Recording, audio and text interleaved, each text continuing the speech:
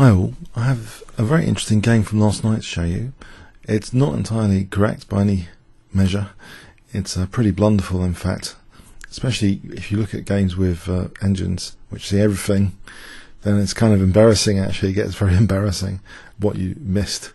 So anyway, John Sharp I've played last year and we repeated the same opening as our previous encounter in the Herts League, Division 1.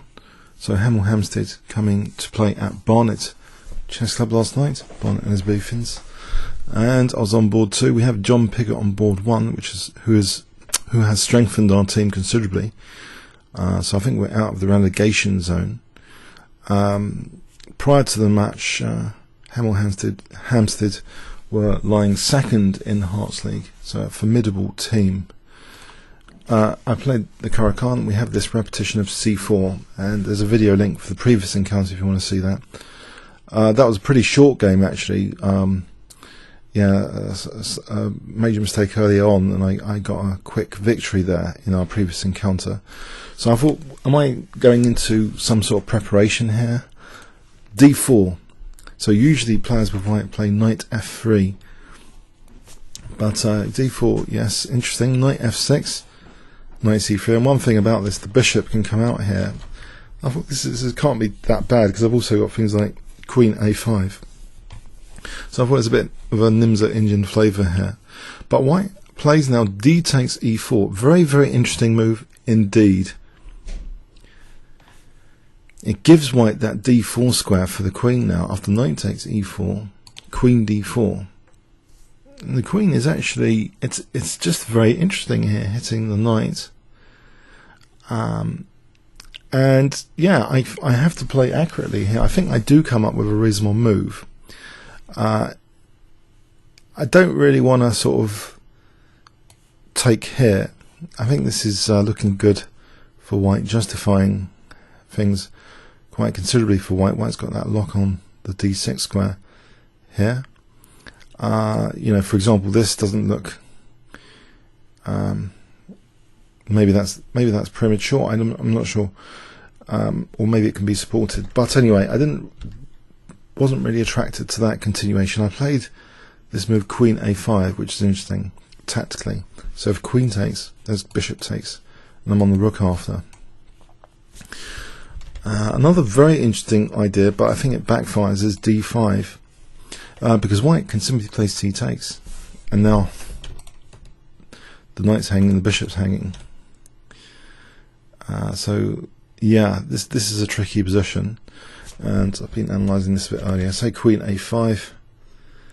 Actually, white could be doing quite well here in this line after King D1. Bishop going back, D6, and white's better. So that's very interesting continuations from Queen D4. So anyway, I thought this was a sensible move. Queen A5.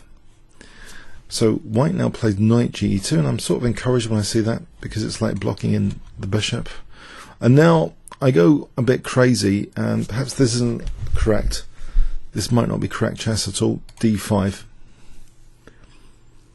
I'm making it into a gambit because I'm encouraged by the piece development issues, but perhaps best objectively is knight C5, where knight B3 would be threatened. And maybe the best is queen here. And yeah, we were discussing this after the game. And if I go back, we can have a repetition draw like this. But possibly the engine's actually suggesting here knight A4 might be okay for black. Yeah, this might be okay, using that pin like that from A4 instead of E4, and maybe black's doing quite well there. So in this regard, knight C5 might have something to it instead of what was played, which is, I started to go a bit unsound, I'm afraid. Yeah, I played D5. White plays E takes, so that's one pawn, and looking at G7, and it doesn't seem particularly sound to give up the knight here if I castle. I think white can just play queen takes E4, so I'm giving up the second pawn. Yes, I've gone a bit crazy last night. Bishop F5. Somehow I believed intuitively I was doing the right thing. Maybe I've covered too many brilliancy games recently, like the Fischer brilliancy with the king in the centre. So trying to sack two pawns, because I thought knight D7 eventually, and castling queenside, and if I get one pawn back, maybe I can exploit the king in the center. It's not right though. It's in this position, white has a very strong move, which is a sort of upgrade on the game. He played queen takes g7, but actually a very strong move apparently is g4 first. This gives bishop g2, so the tangling issue is resolved, and now something like either queen takes or even f4, and this just looks really good. And watch out for this f4 move. There's a lot of variations. It seems to be very, very handy for white to play f4. But yeah, he played queen takes g7. I played rook f8. So I'm thinking, isn't this dynamic aggressive, this position? But now a very interesting move which caught me by surprise, bishop d2. Possibly I should have taken this. I was dissuaded from taking this on d2. I mean, I was a bit surprised by this move. I wanted to, just get on with things with knight d7 and castle queenside. So bishop d2 took me by surprise. I thought, am I going into a trap if I just take it? It's so tempting to just take this. And if king takes, well, I've got some compensation surely. But then I noticed, actually, if I did take it, what about queen g5? Threatening mate and the knight. And in fact, yeah, this for example, would be good for white. This position here, white is slightly better there. And he's holding on to that pawn. He could be casting kingside soon. So yeah, I kind of I was dissuaded from knight takes d2 because of this possibility of queen g5. So I played knight d7, which isn't ideal. I'm on a bit of a back foot now. He just plays knight takes e4. And it's protecting the bishop. Obviously, I considered a piece sacrifice for a moment. No, it doesn't seem to work. Bishop takes e4. And now white just plays bishop takes b4, queen takes. He's 2 pawns up, but he's giving one of the pawns back now.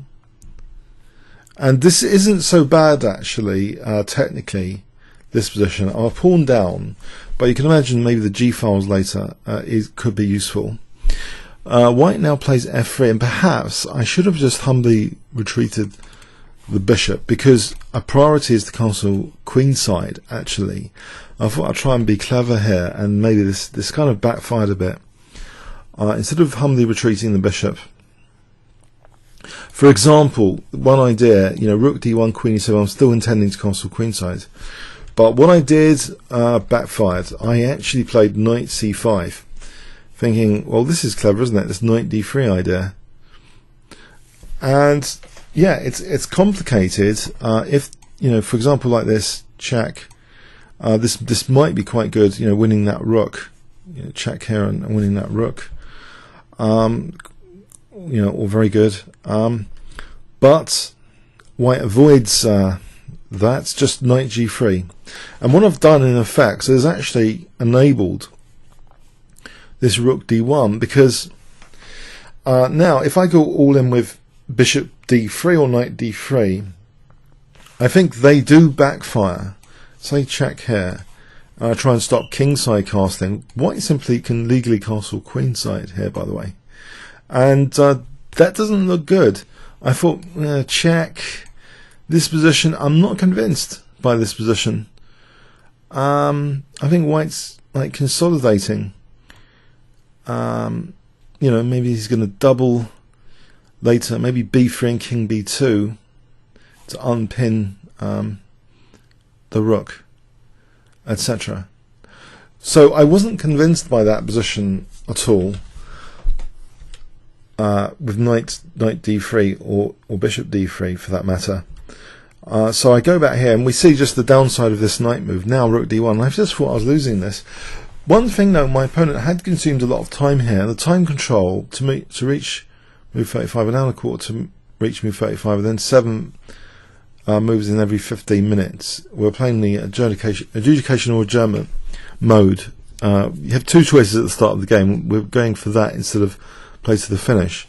Both parties need to agree to play to the finish if that's the case. I mean, I wouldn't have minded play to the finish, but so it's got to reach move 35. and he's a bit short on time here. After check, King F2, I play knight E6, and I was surprised actually by the King F2 move, to be honest. After knight E6, I actually offered a draw here. I had assumed that bishop E2 was going to be played, and I was hoping to shield my king at least with knight e6 and maybe play h5, h4 later. I wasn't that convinced. I thought I've messed things up here. My king's stranded in the center. But anyway, after this continuation, I thought, yeah, the check is interesting. I thought his king had to move back, and I was miscalculating now, but obviously queen e3 is possible. And I've gone off the rails now. I've really gone off the rails. I play queen b4. And in fact, here, there's many instances now where the move f4, if it had been played, this looks basically crushing because I can't castle queenside. f5 is threatened. I can't play f5. It looks as though I'll be losing like a piece for not much. So it seems, yeah, but he was very short on time by this stage. And this move never, it wasn't, maybe it didn't occur to my opponent, it didn't occur to me. I mean, so I just carried on naively, just trying to sort of open up my rook on the A file. When again here, f4 is strong, but in fact my opponent sorts out the f5 square for me with this bishop d3. So after a4, my f5 square is actually strengthened here because he was tempted with this knight e4 to come into these dark squares, and this looks really dangerous as well. Thankfully the knight is covering that g5 square, because otherwise, knight f6, queen g5, you could imagine quite dangerous. I take on b3, a takes, I play the check, and again white would be slightly better with rook d2, but king g3 was played, and this almost lets me equalise now after f5. f5 is pretty nifty because knight f6 check, rook takes f6, conveniently protects e6. Knight d6 check isn't that terminal. On knight g5 there's f4 check, of course. So knight d6 check, it's not that terminal because, or so I thought, because of king e7. But there's actually a fantastic resource at white's disposal here. Although f4 is threatened, it seems white does have an amazing move in this position that engines pick up, but my opponent played actually f4 against this, which isn't so hot.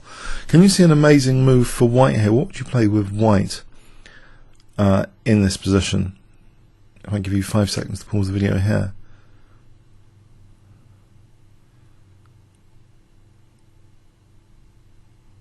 Okay, knight c8 apparently is okay for white. Yeah, for example, if takes, then here it's crushing. How do I defend? e6, that's embarrassing. On f4 check, I think just taking here, and there's lots of checks happening. My king's kind of exposed. There's things like queen h4 check as well. So yeah, that would have been much better than the game continuation, which was f4. This allows now g5, and here my opponent cracked up actually.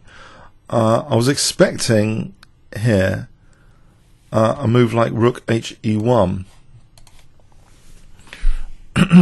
and yeah, what am I doing here? This is a bit tricky, but I thought I might be okay by taking on f4, and then if queen takes f4, maybe queen takes, and I've also got things like rook g8 check on the cards as well in this position. So I was hoping that this isn't too bad. For example, I'm taking maybe not here, rook e3 looks dangerous, but that sort of thing I thought would give me a bit of counterplay anyway. But yeah, my opponent were only a few minutes to reach move 35, played actually the move queen e5 here. There was also, I mean, I had to actually consider in this position, if we go back to knight d6 check, I was also before we move on from this, thinking about queen takes d6, but I'm not sure this was actually working too well. Check here, and initially I thought, hang on a sec, if king here, then check is leading white into a mating net like that. But white, I believe, can avoid this by playing actually king g4, and then if rook takes g2, king h3 hitting the rook, and this doesn't work. So I didn't want that continuation. So yeah, I thought best, and given that, is this move king e7. So f4 on cards. So knight c8 is the engine move to sort of keep white in the game, it seems. But yeah, f4, and I played this g5, and I'm back in the game here. Very aggressive move, g5. Yeah, and there's this move played which was a complete blunder really, queen e5. Can you see what I played here, which is very, very good. So black to play here, if I give you 5 seconds. Okay, it's a weakness of the last move. It's not protecting b3 anymore. Queen takes, and it's a forced mate. Yeah, it's going to be mate because the pawns are holding the h4 square. As you can see, forced mate. So yeah, I was pleased from the result of the game, but yeah, it's full of holes, this game.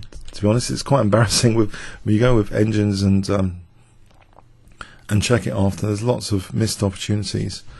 But I think, yeah, the critical ones, I just lost control of the position. Here, I think I was getting too excited, for example, about knight c5. And then, you know, I thought I was busted here after rook d1, to be honest, during the game. And things started to get a bit worse. I mean, this point here where f4 is just so crushing. f4 there. But yeah, you need a bit of luck in chess.